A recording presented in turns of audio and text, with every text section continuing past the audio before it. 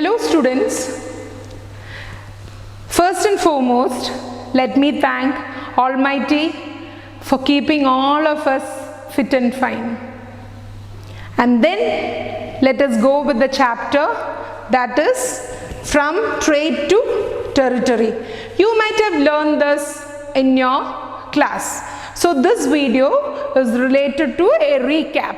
So in this chapter, first thing what we are going to learn is East India Company. So for this I'll give you a small story.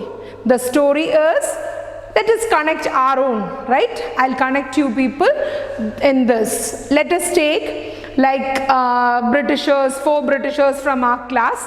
So one is let me say Janita, second is Ishani, third is who can be, let me take Paul, and fourth is who can be Purna Chandra. Okay, so we have 4 students. So these 4 students, what did they do? They are Britishers, okay? They came to my house and they said me, Madam, can we live in your house for a few days? Because we need to buy certain things from outside. So can we be in your house? I said, okay children, so what is wrong in that, right? There is nothing wrong in that. So I said, yes dear, you can come and stay in my house.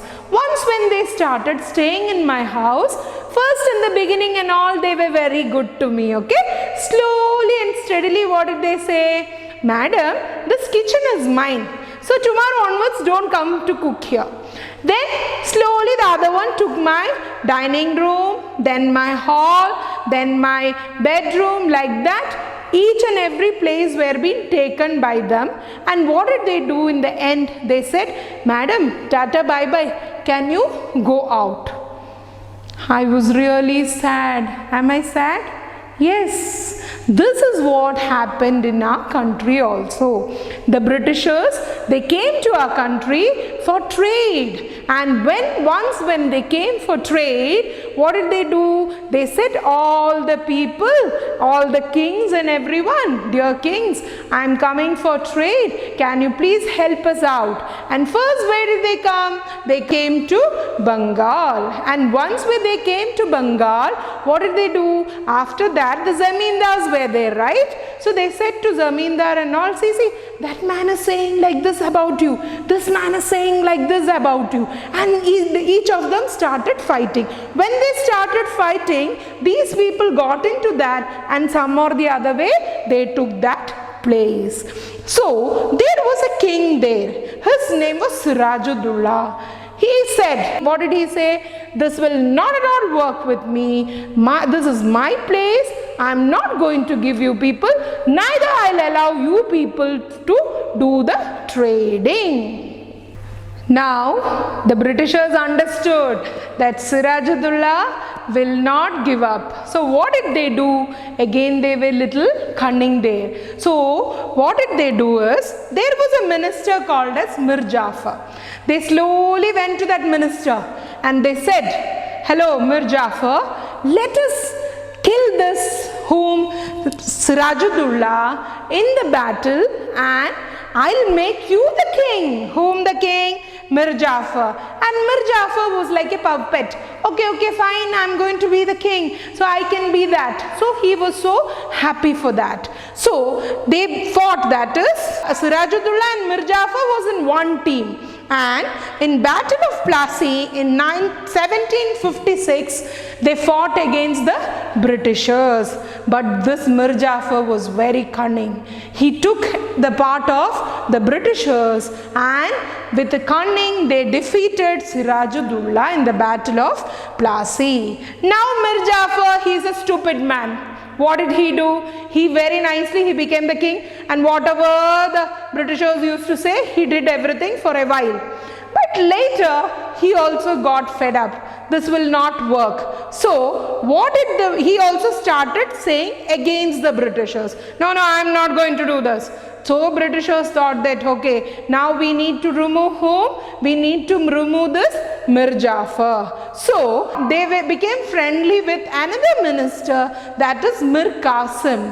So this Mir Qasim also same way, he also in a cunning way in the battle of Buxar in 1764 they fought, that is Mir Jafar and Mir Qasim, and in battle of Buxar they were defeated.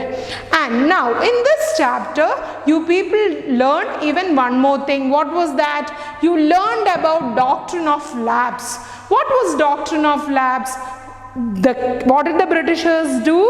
That if a kingdom did not have a heir, means there was no successor, then that kingdom will be under whom? The Britishers. So there were so many policies under the Britishers according to their convenience. So what is doctrine of lapse? Doctrine of lapse means if a successor is not there in a kingdom, that kingdom will be taken up by the Britishers. They will take care of it.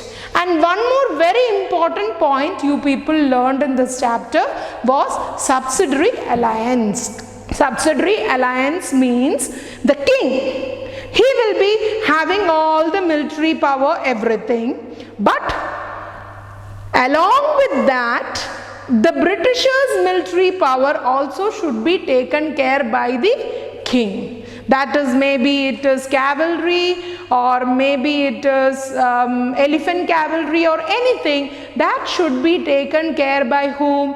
By the king. This was the things that you people, very important points that you people learned in this chapter. Okay, so these are the things which you need to revise again and again, because again we are going to have this part to be repeated in few more chapters. Dear children, so that is a recap of this chapter, and full detail complete chapter I have taught you in the online class.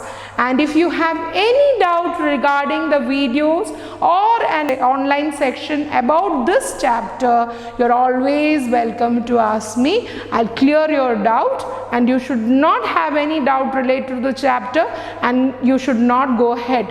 So kindly you can take the help of me. I'll clear it out. Thank you so much for listening to me, and meet you all in the next chapter.